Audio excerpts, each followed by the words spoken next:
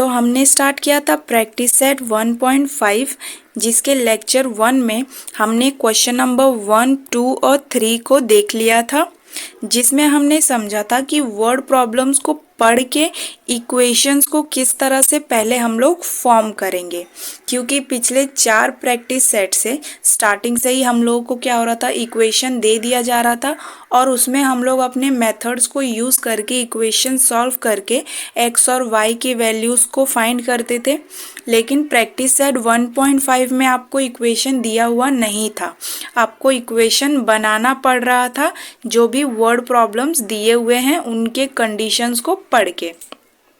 तो कल हम लोगों ने 3 क्वेश्चन देखे थे जिनमें हमने सीखा था कि इक्वेशंस को हम लोग किस तरह से फॉर्म करते हैं, और एक बार इक्वेशन फॉर्म हो गया तो उसके बाद तो इक्वेशन सॉल्व करके वैल्यूज़ लाना वो तो आप लोगों को पता ही है किस तरह से करते हैं। तो आज हमारा लेक्चर नंबर 2 जिसमें हम लोग कवर करने वाले हैं क्वेश्चन नंबर 4, 5 और 6 को। तो आज ये तीनों क्वेश्चंस को हम लोग कवर करेंगे और यहाँ पे भी हम वही देखेंगे कि किस तरह से हम लोग इक्वेशंस को फॉर्म करेंगे, और एक बार फॉर्म होने के बाद तो इक्वेशन सॉल्व करना तो आप लोगों को पता ही है। तो शुरू करते हैं अपने क्वेश्चन नंबर 4 से। तो देखते हैं अपने 4th क्वेश्चन को। तो यहाँ पे क्या दिया है, और डिनोमिनेटर ऑफ अ फ्रैक्शन। तो फ्रैक्शन का मतलब आपको पता ही होगा, जब कोई भी टर्म अपॉन में दिया हो, जैसे x अपॉन वाई या 3/2, तो ये जो टर्म्स होते हैं इनको हम लोग क्या कहते हैं, तो फ्रैक्शन में जब अपॉन में कुछ भी दिया रहता है नंबर या वेरिएबल तो वो क्या हो जाते हैं, फ्रैक्शन। ठीक है, तो क्या दिया है, द डिनोमिनेटर। डिनोमिनेटर किसको बोलते हैं, तो जो नीचे वाला टर्म होता है ये डिनोमिनेटर होता है और ऊपर वाला टर्म हमारा क्या होता है, तो न्यूमरेटर। तो ये होता है डिनोमिनेटर और ऊपर वाला होता है न्यूमरेटर। तो ये आपको पता होना चाहिए। ठीक है, the denominator of a fraction is 4 more than twice its numerator. तो ये हमारा फर्स्ट कंडीशन है। ठीक है, denominator becomes 12 times the numerator if both numerator and denominator are reduced by 6. Find the fraction। तो हमको फ्रैक्शन फाइंड करना है। तो सबसे पहले देखते हैं कि हम लोग यहाँ पे इक्वेशंस को किस तरह से फॉर्म करेंगे कंडीशन के अकॉर्डिंग। तो देखते हैं अपने 4th क्वेश्चन को। तो यहाँ पे क्या दिया है, और डिनोमिनेटर ऑफ अ फ्रैक्शन। तो फ्रैक्शन का मतलब आपको पता ही होगा, जब कोई भी टर्म अपॉन में दिया हो, जैसे x अपॉन वाई या 3/2, तो ये जो टर्म्स होते हैं इनको हम लोग क्या कहते हैं, तो फ्रैक्शन में जब अपॉन में कुछ भी दिया रहता है नंबर या वेरिएबल तो वो क्या हो जाते हैं, फ्रैक्शन। ठीक है, तो क्या दिया है, द डिनोमिनेटर। डिनोमिनेटर किसको बोलते हैं, तो जो नीचे वाला टर्म होता है ये डिनोमिनेटर होता है और ऊपर वाला टर्म हमारा क्या होता है, तो न्यूमरेटर। तो ये होता है डिनोमिनेटर और ऊपर वाला होता है न्यूमरेटर। तो ये आपको पता होना चाहिए। ठीक है, the denominator of a fraction is 4 more than twice its numerator. तो ये हमारा फर्स्ट कंडीशन है। ठीक है, denominator becomes 12 times the numerator if both numerator and denominator are reduced by 6. Find the fraction। तो हमको फ्रैक्शन फाइंड करना है। तो सबसे पहले देखते हैं कि हम लोग यहाँ पे इक्वेशंस को किस तरह से फॉर्म करेंगे कंडीशन के अकॉर्डिंग। तो देखते हैं क्या दिया है, the denominator of a fraction is 4 more than twice its numerator. तो जो डिनोमिनेटर है, डिनोमिनेटर मतलब जो नीचे वाले टर्म होते हैं उसको क्या कहते हैं हम लोग, डिनोमिनेटर, और ऊपर वाले को कहते हैं न्यूमरेटर। तो यहाँ क्या दिया है, denominator of a fraction is 4 more than twice its numerator. तो देखते हैं, मान लो कि जो न्यूमरेटर है उसको आप m मान लो। ठीक है, और जो डिनोमिनेटर है उसको आप n मान लो। तो इसके अकॉर्डिंग आपका फ्रैक्शन किस तरह बनेगा, m/n। ये हमको फ्रैक्शन मिल गया। ठीक है। अब हमारा कंडीशन क्या है, फर्स्ट कंडीशन क्या दिया है हमको, फर्स्ट कंडीशन जो दिया है वो ये है, द डिनोमिनेटर। तो डिनोमिनेटर क्या है हमारा, तो पहले डी ही लिखते हैं। डिनोमिनेटर जो है इज मतलब इज इक्वल्स टू 4 मोर, 4 मोर मतलब प्लस 4 करेंगे, 4 ज़्यादा है वो तो प्लस करेंगे, 4 more than twice its numerator. तो 4 मोर ट्वाइस इट्स न्यूमरेटर, न्यूमरेटर क्या है हमारा, फिलहाल के लिए n मान लो, और कितने टाइम्स है तो 2 टाइम्स, ट्वाइस न्यूमरेटर और 4 मोर। तो denominator is 4 more than twice the numerator. तो इसको हम लोग किस तरह से लिखेंगे, अगर हमने जिस तरह वैल्यू माना, डी का क्या माना है हमने n, 2 और न्यूमरेटर हमने माना था m प्लस 4। तो यहाँ पे आप लोग क्या करोगे, वेरिएबल वाले टर्म्स एक पास ले आओ और नंबर को दूसरे साइड कर दो, ठीक है। तो ये क्या बन जाएगा, 2m minus n is equals to -4। तो ये हमारा क्या बना, इक्वेशन नंबर 1। देखा, हमें कंडीशन दिया हुआ था और उस कंडीशन के ऊपर ही हमने क्या किया, अपना इक्वेशन फॉर्म कर लिया। तो हमसे बस यही बोला था कि डिनोमिनेटर इज 4 मोर।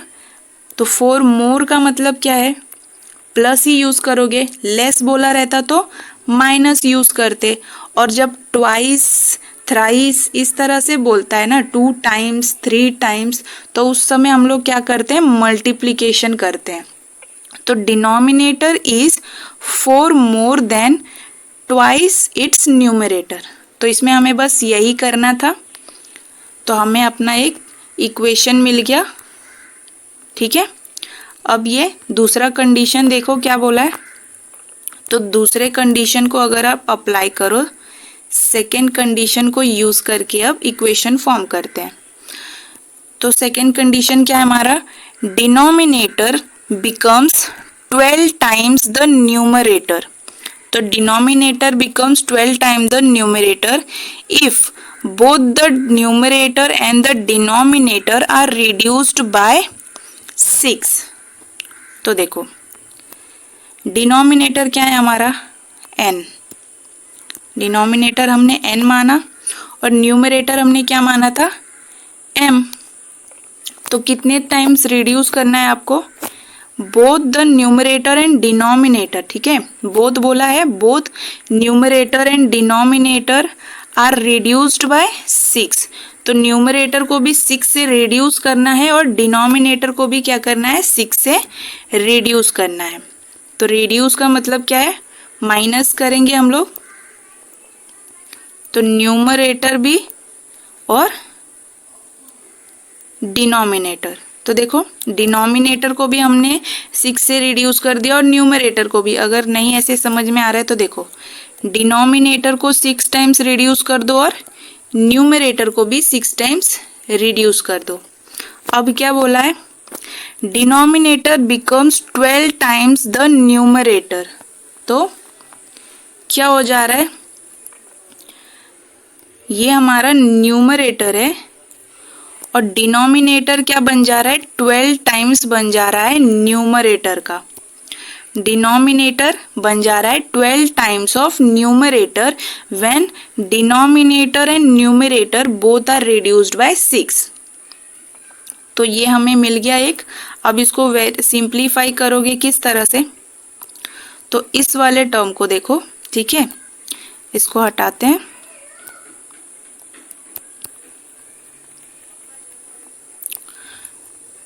तो अब इसको आप किस तरह से मल्टीप्लाई करोगे, तो d की जगह पे n minus 6 is equals to 12 m minus 6।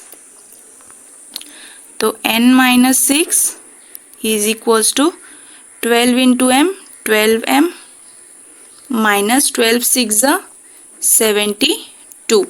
तो सेम यहाँ पे भी वही काम करेंगे, जो वेरिएबल्स हैं उनको पास में लाते हैं। ठीक है, तो 12m वेरिएबल मतलब n कहाँ आ जाएगा, यहाँ पे, तो क्या हो जाएगा -n इज इक्वल्स टू, और नंबर वाला टर्म कहाँ भेज दो, नंबर के पास, तो -6 + 72, तो 12m, यहाँ पे m नहीं आया, ठीक है, -n इज इक्वल्स टू, ये कितना हो जाएगा हमारा 66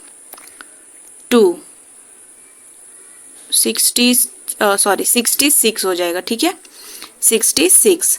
तो देखो ये भी हमें एक इक्वेशन मिल गया, इक्वेशन नंबर 2। तो हमें कंडीशन कुछ ज़्यादा नहीं दिया था, सेकेंड वाला कंडीशन थोड़ा कंफ्यूज करने के लिए वर्ड्स के साथ थोड़ा खेल गया, बट इतना कंफ्यूजिंग भी नहीं है अगर आप ध्यान से देखोगे तो। पहला कंडीशन हमने समझा कि डिनोमिनेटर है वो क्या है, 4 मोर है और 2 टाइम्स ज़्यादा है न्यूमरेटर से। तो जो डिनोमिनेटर था वो क्या था, 4 मोर था और 2 टाइम्स था न्यूमरेटर का। तो ये इसी तरह से था, denominator is 4 more and 2 times of numerator. फिर सेकेंड क्या बोला, denominator becomes 12 times the numerator. Denominator हो जा रहा है 12 टाइम्स किसका, न्यूमरेटर का। और करना क्या था, both denominator and numerator are reduce by 6, तो दोनों को 6 से रिड्यूस करोगे आप। तो एक तरह से यही हमारा इक्वेशन बन रहा है।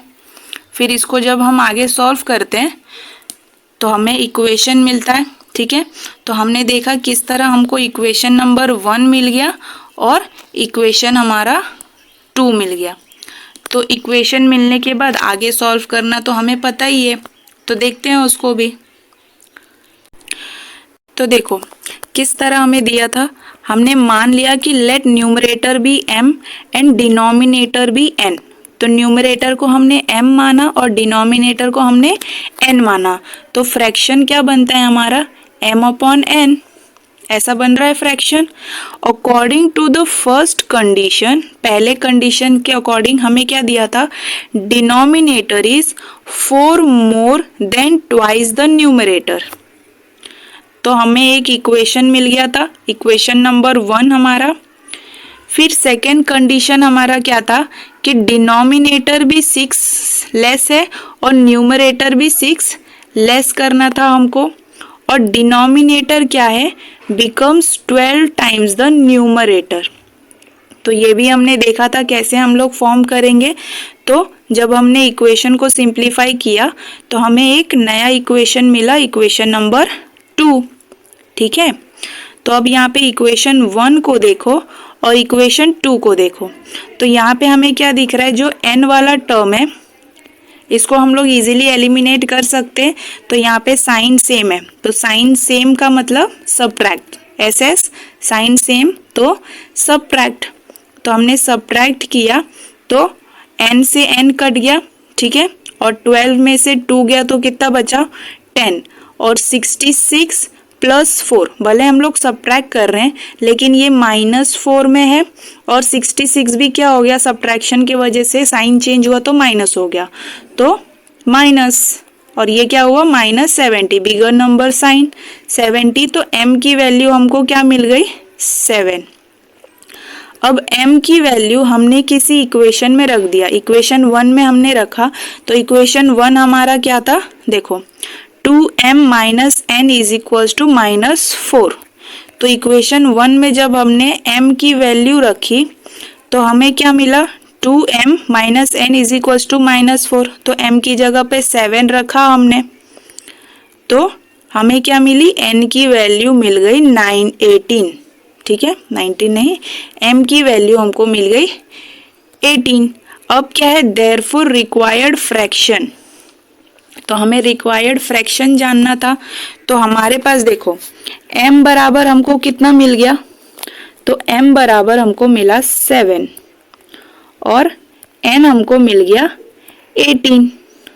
तो फ्रैक्शन हमारा कैसे बन रहा था, m अपॉन n। तो इसको हम लोग लिख सकते हैं 7 अपॉन 18, इस तरह से हम लिख सकते हैं। तो ये हमारा जो फ्रैक्शन हमको जरूरत थी, रिक्वायर्ड फ्रैक्शन, वो है हमारा, तो क्या मिला हमको 7 अपॉन 18। तो ये आप लोगों को समझ में आया होगा। इसमें जितना भी गेम है वो बस कहाँ पे डिपेंड करता है कि इक्वेशन आप किस तरह से फॉर्म करते हो। एक बार इक्वेशन फॉर्म कर लिया तो उसके बाद सॉल्व करना तो आपको पता ही है कि किस तरह से हम लोग सॉल्व करते हैं। तो क्वेश्चन नंबर 4 को कैसे सॉल्व करना है ये हमने अभी देख लिया है। तो एक बार आप लोग वीडियो को पॉज करके ये पूरा स्टेप देख लो कि किस तरह से ये किया हुआ है। ठीक है, हमने किस तरह से फर्स्ट कंडीशन को यूज़ करके एक अपना पहला इक्वेशन बनाया, फिर सेकंड कंडीशन को यूज़ करके सेकंड इक्वेशन बनाया, फिर एलिमिनेशन मेथड यूज़ किया, फिर हमें m की वैल्यू मिली, उसके बाद n की वैल्यू मिली, और जो हमारा रिक्वायर्ड फ्रैक्शन था वो हमें किस तरह से मिला है। ठीक है, तो फोर्थ क्वेश्चन हो गया। अब हम लोग बढ़ते हैं अपने फिफ्थ क्वेश्चन की तरफ। तो हमने अपना फोर्थ देख लिया, अब देखते हैं अपने फिफ्थ क्वेश्चन को। तो हमारा फिफ्थ क्वेश्चन क्या कह रहा है कि 2 टाइप्स ऑफ बॉक्सेस A और B है। ठीक है, 2 टाइप के बॉक्स हैं A और B, are to be placed in a truck having capacity of 10 tons. When 150 boxes of type A and 100 boxes of type B are loaded in a truck, it weighs 10 tons। तो ये क्या है, हमारा पहला condition है कि एक truck है और उस ट्रक में क्या हो रहा है, एक ट्रक है, उस ट्रक में 150 बॉक्स है किसका, A टाइप का, और 100 बॉक्स है किसका, B का। तो जब ये 150 और 100 बॉक्स हम लोग इस ट्रक में रख रहे हैं तो ट्रक क्या हो जा रहा है, उसका वेट हो रहा है 10 टन्स। 10 टन्स मतलब उसकी जो कैपेसिटी थी वेट होल्ड करने की वो क्या हो जा रही है, फुल हो जा रही है। तो ये फर्स्ट कंडीशन हमारा है। अब सेकेंड कंडीशन क्या कह रहा है कि when 260 boxes of type A are loaded in a truck, it can still accommodate 40 boxes of type B। तो जब हम लोग ट्रक में 260 बॉक्सेस A का रख रहे हैं तो वो और 40 बॉक्सेस B का ट्रक होल्ड कर सकता है। ठीक है, तो जब 260 बॉक्सेस हमने A के रखे और 40 बॉक्सेस हमने B के रखे तो क्या हो गया, it is fully loaded. Truck क्या हो गया, फुल्ली लोडेड हो गया, मतलब उसकी कैपेसिटी फुल हो गई।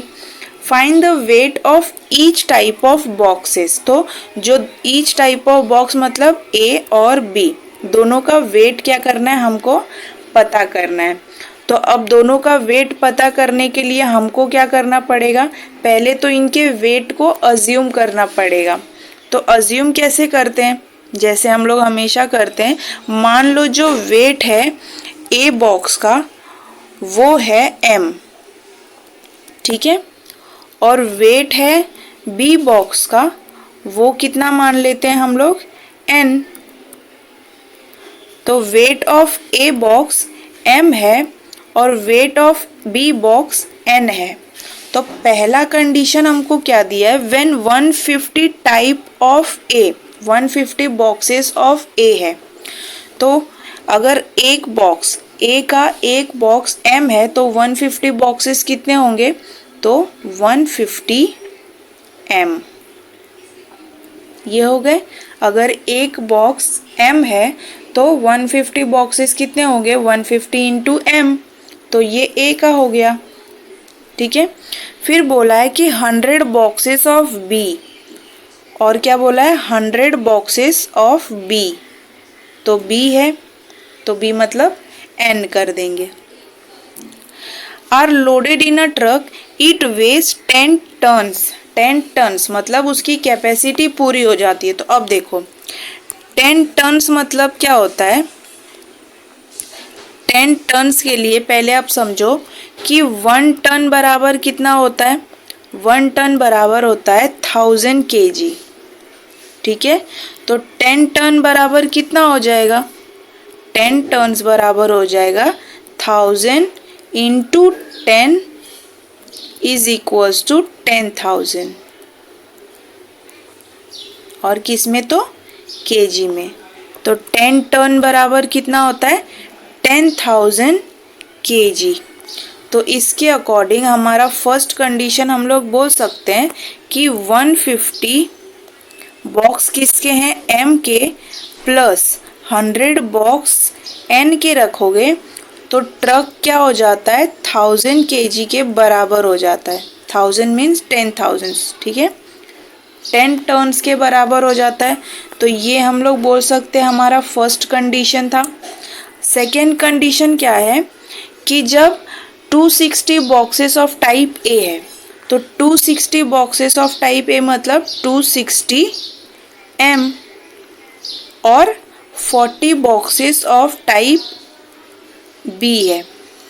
तो क्या हो जा रहा है ट्रक की कैपेसिटी फुल हो जा रही है, मतलब ट्रक फुल्ली लोडेड हो जा रहा है। और लोडेड कब हो जाता है ट्रक, जब उसकी कैपेसिटी 10 टन्स की होती है। तो सिमिलरली ये भी हो जाएगा 10,000 kg। ठीक है, तो ये लास्ट में kg लिखने की ज़रूरत नहीं है, ये बताने के लिए। तो यहाँ हमको दो इक्वेशन मिल गए, इक्वेशन 1 और ये इक्वेशन 2। तो देखो इसमें हमको सिंपल समझना क्या था। मान लिया हमने weight of box A m है और weight of box B n है। ठीक है, तो एक बॉक्स का वेट अगर m है तो 150 बॉक्स का कितना होगा 150 इंटू m करेंगे ना हम, तो हमको मिल गया 150 m और 100 बॉक्स ऑफ b। तो अभी हमको वेट पता नहीं है, ठीक है, इसीलिए m और n अज्यूम कर रहे हैं। मान लो कि अगर मैंने बोल दिया कि एक एप्पल है और वो एक एप्पल की प्राइस कुछ ए है, आपको प्राइस पता नहीं है, ठीक है, ए है। तो 10 एप्पल्स की प्राइस कैसे बताओगे आप, तो 10 इंटू ए, तो वो क्या हो जाएगा 10A। ठीक है, तो यहाँ भी वही चीज़ है। अभी हमको वेट जो है बॉक्सेस का वो पता नहीं है, हमने उसको अज्यूम किया है m और n। तो एक बॉक्स का वेट अगर m है तो 150 बॉक्स का कितना होगा, तो 150 m। और एक बॉक्स b है उसका वेट हमने n अज्यूम किया, तो एक बॉक्स b का वेट अगर n है तो 100 बॉक्स का कितना होगा 100n। ठीक है, और 150 m प्लस 100n।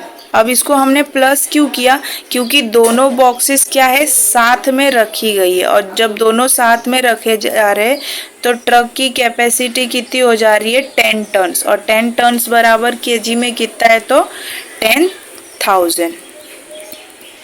ठीक है, तो इस अकॉर्डिंग हमें हमारी ये जो इक्वेशंस हैं वो हमें मिल गई। तो इक्वेशन बनाना इसमें कुछ खास नहीं था, बस इतना ही था। तो होप आपको ये समझ में आया हो किस तरह इक्वेशन बना है। अब हम इसको सॉल्व करके देखते हैं कि कैसे सॉल्व करके एक एक बॉक्स का वेट हम लोग पता करेंगे। तो क्वेश्चन नंबर 5 को जस्ट हमने देखा कि किस तरह हमने ए और बी का वेट अज्यूम किया और टर्न्स को केजी में कन्वर्ट किया, तो हमें दो इक्वेशन मिला था। ठीक है, इक्वेशन 1 और इक्वेशन 2। अब इन इक्वेशन को किस तरह से हम लोग सॉल्व करेंगे वो देख लेते हैं। तो देखो हमने मान लिया कि let weight of box A be m and weight of box B क्या है n। ठीक है, और हमें पता है कि 1 टन बराबर होता है 1000 kg, तो 10 टन बराबर कितना होगा, तो 10,000 kg। अब ये 10,000 किस तरह से आया ये जस्ट हमने अभी डिस्कस किया। उसके बाद as per the first condition जो इक्वेशन वर्ड प्रॉब्लम में हमें दिया है, तो हमारा इक्वेशन हमने क्या बनाया था 150m 150 बॉक्सेस ऑफ m मतलब a and 100 boxes of n मतलब b। तो 150 बॉक्स है a का और 100 बॉक्स है b का, दोनों को जब मिलाया तो ट्रक की कैपेसिटी कितनी हो गई थी, तो 10 टन बराबर 1000 kg। ठीक है, तो यहाँ पे 10 टन लिखने से बेटर क्या है 1000 kg लिख दो, आई मीन 10,000 kg।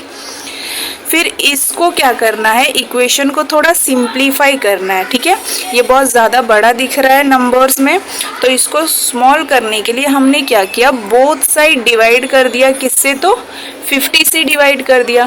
50 से डिवाइड करने के बाद हमें क्या मिला, 150 को जब आप 50 से डिवाइड करोगे तो 0 से 0 गया, 5 1 जा एंड 5 3 जा। ठीक है, तो 3 बचा तो हमें मिला 3m। फिर 100 को जब आप 50 से डिवाइड करते हो तो 0 से 0 कटा, 5 1 जा एंड 5 2 जा, तो यहाँ हमें मिला 2n। और फिर 10,000 को जब आप 50 से डिवाइड किए, 10,000 को जब 50 से डिवाइड करते हैं तो 0 से 0 गया, 5 1 जा 5 2 जा और ये 0 0, तो क्या मिला हमें 2000। तो ये हमारा मिला हमको इक्वेशन नंबर 1। फिर हमारा सेकेंड कंडीशन क्या मिला था हमको, 260 बॉक्सेस ऑफ A और 40 बॉक्स ऑफ N। जब दोनों को एक साथ मिला के हमने ट्रक में रखा तो ट्रक जो था वो फुल हो गया था, मतलब उसकी कैपेसिटी फुल हो गई थी। और कैपेसिटी कितनी थी उसकी, तो 10 टन्स, और 10 टन्स बराबर कितना होता है, तो 10,000। तो ये हमको मिला था एक इक्वेशन। फिर अब ये इक्वेशन भी थोड़ा बड़ा लग रहा है, तो इसको भी सिंप्लीफाई करने के लिए हमने क्या किया, डिवाइड कर दिया बोथ साइड बाय 20। ठीक है, तो 20 से डिवाइड करने के बाद हमको क्या मिला, तो देखो 260 को जब आप 20 से डिवाइड करते हो तो 0 से 0 गया एंड 2 1 जा 2 एंड 2 3 जा 6, तो यहाँ मिला 13m। फिर 40 को जब आप 20 से डिवाइड करोगे तो 0 से 0 गया, 2 1 जा 2 2 जा, तो यहाँ मिला 2n। और 10,000 को जब हम 20 से डिवाइड करते हैं तो 0 से 0 कटे, फिर 2 से 2 1 जा 2 5 जा और ये 0 0, तो ये हमको 500 मिला। तो इस तरह से हमें क्या मिला, इक्वेशन नंबर 2। अगर आप चाहते हैं कि हम लोग डायरेक्ट ये वाला इक्वेशन सॉल्व करें तो ये भी हम लोग कर सकते हैं, लेकिन पहली बात तो प्रोसेस बहुत लंबा हो जाएगा। हम लोग को वेरिएबल्स के कोएफिशिएंट सेम करने के लिए बहुत कुछ मल्टीप्लाई करना पड़ेगा, जिससे हो सकता है आपका दिमाग भी खिचड़ी हो जाए। तो बेटर है उसको सिंपल कर दो ताकि इक्वेशन को सॉल्व करना ईजी हो जाए। अब जब इक्वेशन हमारे लिए ईजी हो गया तो यहाँ देखो 2n है और यहाँ भी 2n है, नंबर सेम, साइन सेम, तो हम लोग क्या करेंगे, n को एलिमिनेट कर सकते हैं यहाँ पे। तो हम लोग क्या करेंगे, सेम साइन तो subtract, SS same sign subtract. तो हमने क्या किया, इक्वेशन 1 और 2 को कर दिया सब्ट्रैक्ट। तो इक्वेशन 1 और 2 को जब सब्ट्रैक्ट किया तो नीचे वाले टर्म्स के साइन चेंज हो जाते हैं। 2n से 2n क्या हो गया, कट गया। 500 में से 200 गया तो 300, और बिगर नंबर साइन, तो बिगर नंबर 500 है, 500 का साइन क्या है, माइनस, तो 300 के साथ क्या आएगा, माइनस। फिर 13 में से 3 गया तो 10, और बिगर नंबर साइन तो माइनस। ठीक है, फिर m की वैल्यू हम लोग कैसे निकालेंगे, 300 को डिवाइड करेंगे ये वाले 10 से, यहाँ मल्टीप्लिकेशन में है, यहाँ गया तो डिवाइड। ठीक है, तो माइनस से माइनस कटा और 1 0 से 1 0 कटा तो कितना बचा, 30। तो m की वैल्यू हमको मिल गई यहाँ पे 30। अब इस m की वैल्यू आप सब्सटीट्यूट कर दो इक्वेशन नंबर 1 में। तो इक्वेशन 1 हमारा क्या था, तो देखो इधर 3m + 2n = 200। तो इसी इक्वेशन में हमने जब सब्सटीट्यूट किया तो हमें क्या मिल गया, 90 + 2n = 200। फिर 90 को कहाँ लेके जाओ, 200 के पास, तो यहाँ प्लस में है, यहाँ जाएगा तो माइनस में। तो 200 में से 90 माइनस हुआ तो बचा 110। फिर ये 2n है, हमें वैल्यू चाहिए सिर्फ n की। तो n की वैल्यू निकालने के लिए 2 को आप यहाँ भेजो तो डिवाइड में हो जाएगा। तो हमें क्या मिल गई, n की वैल्यू 55। तो हमने क्या माना था, वेट ऑफ बॉक्स A को हमने m माना था, तो m क्या मिला हमको 30। तो बॉक्स A का वेट कितना है 30 kg और वेट ऑफ बॉक्स B का बॉक्स का हमने क्या माना था n, और n का हमको क्या मिला 55 kg। तो इस तरह से हमने अपने इक्वेशन को सॉल्व किया और हमने अपना जो वैल्यू है बॉक्सेस का जो वेट है वो हमने फाइंड किया, दैट इज m और n की वैल्यू हमने फाइंड कर ली। तो एक बार आप लोग वीडियो को पॉज करके जो इक्वेशन है उसको अच्छे से देख लो और सॉल्व करो, ठीक है। तो अब हम लोग बढ़ते हैं अपने लास्ट क्वेश्चन जो है क्वेश्चन नंबर 6 के तरफ। तो आई होप आपको ये वाला समझ में आ गया हो कि किस तरह से इसको सॉल्व करना है। तो हम अपने नेक्स्ट क्वेश्चन को देखते हैं। तो हम लोग ने क्वेश्चन नंबर 5 को देख लिया, अब देखते हैं अपने 6th क्वेश्चन को। तो यहाँ क्या बोला है, out of 1900 kilometre Vishal travelled some distance by bus and some by aeroplane. तो यहाँ क्या है, पहले ही स्टेटमेंट में हमारा फर्स्ट इक्वेशन हमको क्या दे दिया है कि 1900 किलोमीटर में से विशाल ने कुछ डिस्टेंस बस से ट्रैवल की और कुछ डिस्टेंस किससे ट्रैवल की, तो एरोप्लेन से। तो यहाँ हम मान सकते हैं कि डिस्टेंस ट्रैवल्ड बाय बस को अगर आप x मान लो और डिस्टेंस ट्रैवल्ड बाय एरोप्लेन को आप y मान लो, ठीक है। तो दोनों को अगर आप ऐड करोगे तो आपको टोटल डिस्टेंस कितना मिलेगा, तो 1900 मिलेगा, ठीक है। तो इससे हम लोग बोल सकते हैं कि हमारा फर्स्ट इक्वेशन क्या मिला, x plus y is equals to 1900। ये हमारा फर्स्ट इक्वेशन हमको मिल गया, ठीक है। अब सेकेंड इक्वेशन के लिए क्या बोला है कि बस travels with average speed of 60 kilometre per hour. तो स्पीड दिया है हमको 60 kilometre per hour and the average speed of aeroplane is 700 kilometre, ठीक है। एरोप्लेन का ज़्यादा है तो ज़्यादा ही होता है। It takes 5 hour to complete the journey, ठीक है। तो जब बस और एरोप्लेन दोनों इस स्पीड से चलेंगे तो उनको टोटल कितना डिस्टेंस लग रहा है, तो 5 आवर्स लग रहा है। तो देखो हमने बचपन में एक क्या कहते हैं फॉर्मूला सीखा था, distance is equals to speed into time, ठीक है। तो ये हमने सीखा था। हमारे पास यहाँ पे क्या है, डिस्टेंस ऑफ बस है, डिस्टेंस है हमारे पास x, और एरोप्लेन का भी डिस्टेंस हमारे पास y है, और स्पीड भी है हमारे पास, बस और एरोप्लेन दोनों का स्पीड है। तो हम लोग यहाँ पे क्या बोल सकते हैं formula, time is equals to distance upon speed बोल सकते हैं। तो अगर बोलें कि बस का टाइम कितना लगा होगा, तो बस का हमने डिस्टेंस कितना माना था, तो x, और बस का स्पीड कितना दिया है, तो 60, ठीक है। और अगर फिर एरोप्लेन का टाइम अगर हम देखें, एरोप्लेन का टाइम देखो, तो एरोप्लेन का डिस्टेंस कितना दिया है हमें, एरोप्लेन का डिस्टेंस हमने माना था y, और उसका स्पीड कितना दिया है, तो 700 ऐसा दिया है।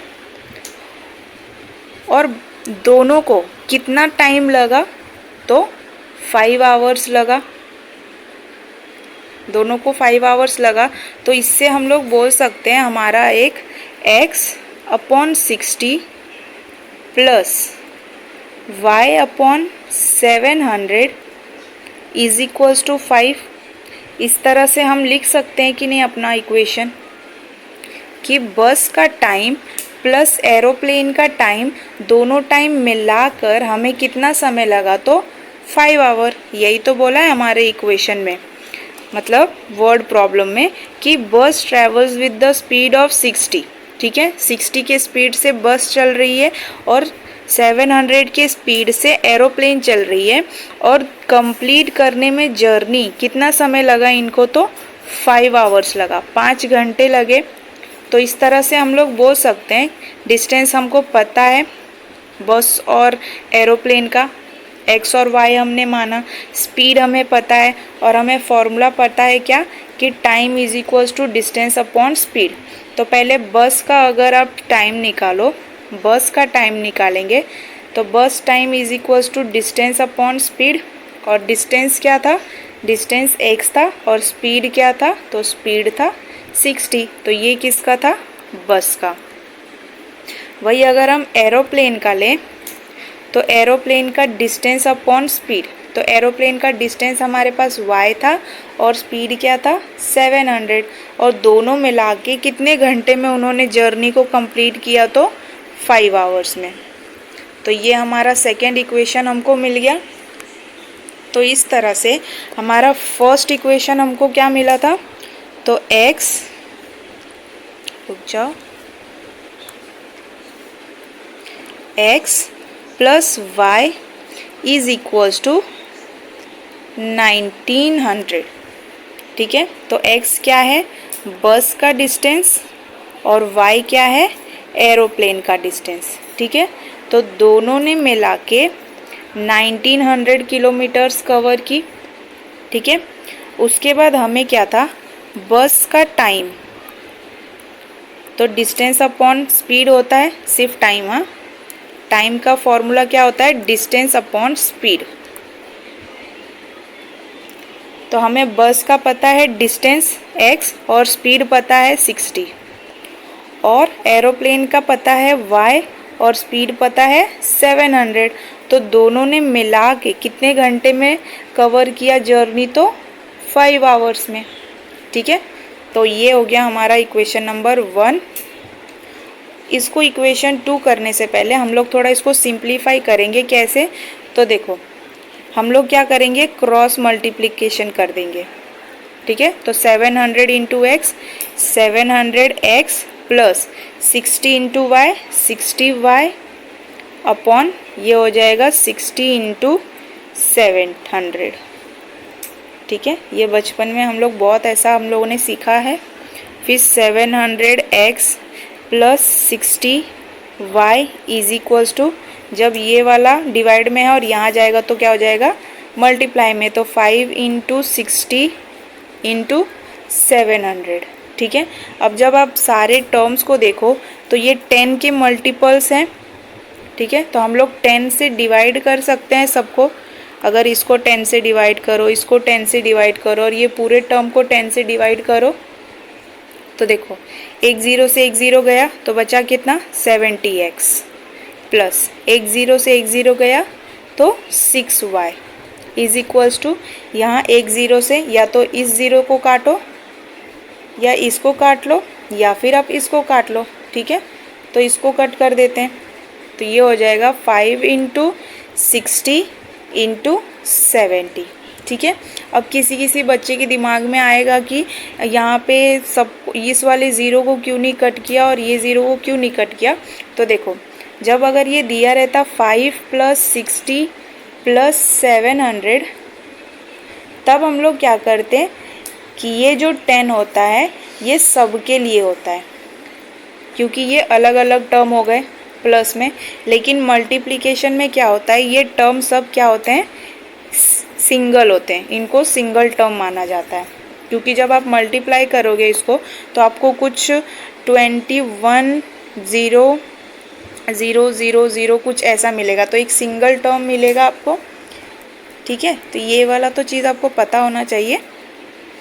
तो हमें क्या मिलता है, हमारा equation 70x plus 6y is equals to 5 6 30, 33 और 7 21, 21,000। ठीक है, तो ये जो हमें मिला, ये हमारा इक्वेशन हमको मिल गया, इक्वेशन नंबर 2। ठीक है, तो ये कैसे सॉल्व करना है ये बात तो अलग है, पहले बस इक्वेशन कैसे फ्रेम करना है हमको ये जानना था, तो वो हमने देख लिया। ठीक है, तो एक बार फिर से देख लेते हैं। यहाँ क्या दिया है, टोटल जर्नी दिया है 1900 किलोमीटर, जिसमें से विशाल ने कुछ डिस्टेंस बस से ट्रैवल की जिसको हमने x मान लिया, और कुछ डिस्टेंस एरोप्लेन से ट्रैवल की जिसको हमने y मान लिया।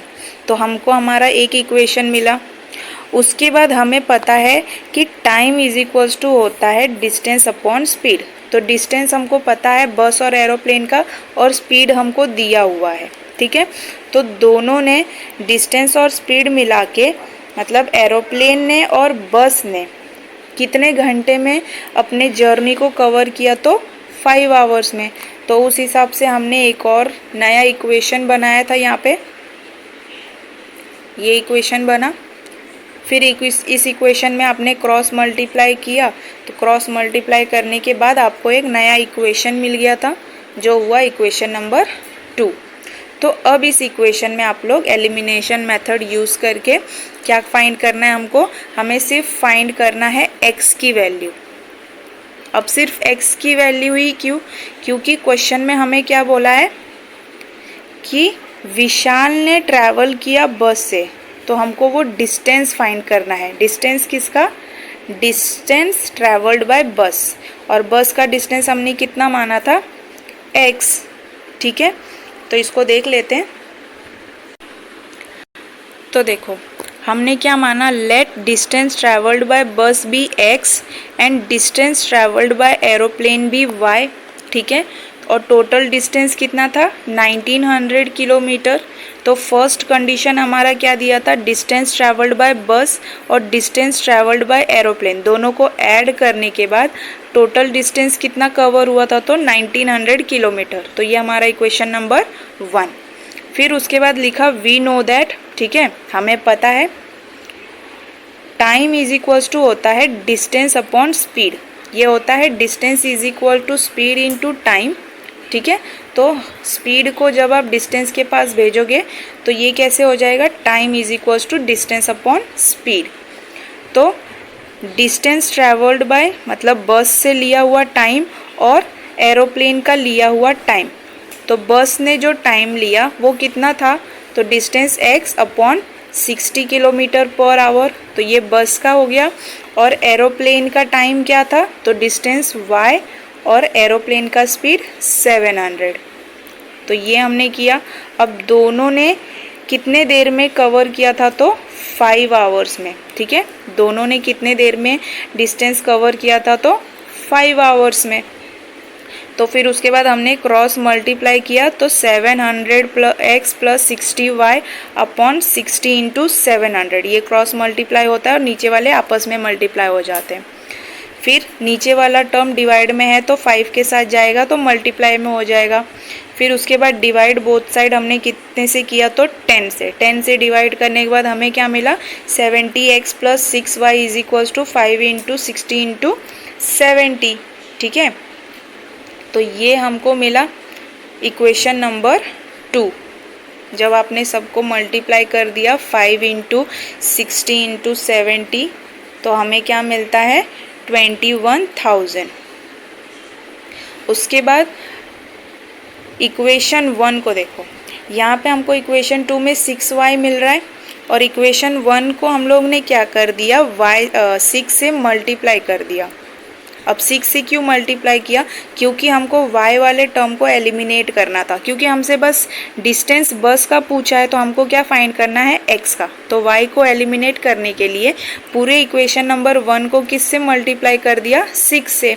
तो मल्टीप्लाई करने के बाद हमको क्या मिला equation, 6x plus 6y is equals to 11,400, ठीक है। 1900 में जब आप 6 से मल्टीप्लाई करोगे तो 11,400, तो ये मिला इक्वेशन नंबर 3। तो अब इक्वेशन 2 और 3 को देखो, तो 6y और 6y कॉमन है, सेम नंबर सेम साइन, तो सेम साइन तो सब्ट्रैक्ट। तो सब्ट्रैक्ट किया हमने इक्वेशन 2 और 3 को, तो हमें क्या मिला, y वाले टर्म्स कट गए और x वाला टर्म बच गया। तो 70 में से 6 गया तो 64x, ठीक है। और 21,000 में से 11,400 को माइनस करोगे तो क्या मिलेगा, 9,600। अब x की वैल्यू फाइंड करनी है हमको, 64 को कहाँ भेजोगे, 9,600 के पास, यहाँ मल्टीप्लाई में है, यहाँ पे आ जाएगा तो वो डिवाइड हो जाएगा। तो डिवाइड करने के बाद x की वैल्यू हमको क्या मिल गई, 150, ठीक है। तो डिस्टेंस ट्रैवल्ड बाय बस हमको कितना मिल गया, तो 150 किलोमीटर्स। तो हमको बस यही फाइंड करना था, x की ही वैल्यू फाइंड करनी थी हमको। ठीक है, अब देखो एक हो सकता है कि शायद डिवाइड करने में आपको प्रॉब्लम आए, तो ये किस तरह से 150 आया वो देख लेते हैं। देखो 9600 64 से डिवाइड करना है। ठीक है, तो इसके लिए हम लोग क्या करेंगे, 64 किसके टेबल में आता है, हमको पता है कि 64 16 के टेबल में आता है। तो 16 4 ज़ा और 16 6 ज़ा 96 एंड 0 0। ठीक है, फिर 4 1 ज़ा 4, 4 1 ज़ा 4, बचा 2, 4 5 ज़ा 20 एंड 50। तो ये 150 हमको मिला। तो इस तरह से हमको क्या मिला, x की वैल्यू हमको मिल गई 150। ठीक है, तो जिसको मतलब डिवीज़न थोड़ा प्रॉब्लम लगता है करने में, तो मैंने बस बता दिया कि किस तरह से 150 हमने डिवाइड करके आंसर लाया। तो हमको बस बस का ही पता करना था, एरोप्लेन का पूछा नहीं है, इसीलिए हम लोग x की वैल्यू किसी में सब्सटीट्यूट करने वाला झंझट लेंगे नहीं। बस का पूछा, बस का हमने पता कर लिया। अब एरोप्लेन का क्या डिस्टेंस कवर किया क्या नहीं, उससे हम लोग को मतलब नहीं है, क्योंकि जितना पूछा है उतना ही आंसर दो, उससे ज़्यादा एक्स्ट्रा करने की ज़रूरत नहीं है, क्योंकि एक्स्ट्रा मार्क्स वैसे भी मिलने वाला है नहीं, तो दिमाग लगाने का कुछ मतलब नहीं है। तो जितना दिया है, जितना पूछा है, बस उतना ही करके एग्ज़ाम में आ जाया करो। तो ये हो गया हमारा क्वेश्चन नंबर 6। तो प्रैक्टिस सेट 1.5 में टोटल क्या था कि आपको स्टेटमेंट पढ़ के इक्वेशन बनाना कैसे है ये हमें समझना है। और एक बार आपने इक्वेशन को फॉर्म कर लिया तो उसके बाद तो इक्वेशंस को सॉल्व करके वैल्यूज़ लाना वो बहुत इजी हो जाता है, क्योंकि पिछले कितने प्रैक्टिस सेट से 1.1 से लेके 1.4 तक हम लोग यही सब करते आए हैं, x और y की वैल्यू को रिमूव करना। अब उसके लिए हमने एलिमिनेशन, फिर सब्स्टिट्यूशन, ग्राफिकल, फिर उसके बाद डिटर्मिनेंट, जिसको क्रैमर्स रूल भी हम लोग बोलते हैं, ये सारे मेथड्स हमने यूज़ किए। तो आपको सबसे ज़्यादा ज़रूरी क्या है, स्टेटमेंट पढ़कर इक्वेशन को फॉर्म कैसे करना है ये ज़्यादा ज़रूरी है। तो और ये कब आएगा आपको, जब जितने भी क्वेश्चंस है, जितने भी क्वेश्चन हमने किए उनको आप खुद से बैठ के प्रैक्टिस करें, क्योंकि मैथ्स जो है वो सबसे ज़्यादा प्रैक्टिस पे डिपेंड करता है। आप जितना ज़्यादा प्रैक्टिस करोगे उतना ज़्यादा आपके अच्छा होता है। ठीक है, तो यहाँ पे हमारा chapter number 1 linear equation in 2 variables होता है ख़त्म। तो आज हमने प्रैक्टिस सेट 1.5 को भी पूरी तरह से ख़त्म कर लिया, देख लिया किस तरह से सॉल्व करना है।